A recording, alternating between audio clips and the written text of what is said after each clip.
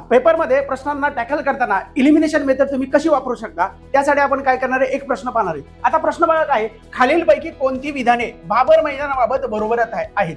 मग या ठिकाणी बघा आपल्याला 3 स्टेटमेंट दिलेली आहेत. मग 3 स्टेटमेंट या ठिकाणी बघा. आता या ठिकाणी आपल्याला फक्त बाबर म्हणजे काय हे माहित असणं गरजेचं आहे. बाबर म्हणजेच काय, शिवालिकच्या पायथ्यालगत असलेला, म्हणजे शिवालिकच्या दक्षिणेकडे पायथ्यालगत असलेला दगड गोटे वाळूने तयार झालेला हा पट्टा आहे. हा दगड गोटे वाळूने तयार झालेला पट्टा आहे म्हणजेच काय, शेतीसाठी हा उपयुक्त नसणार आहे.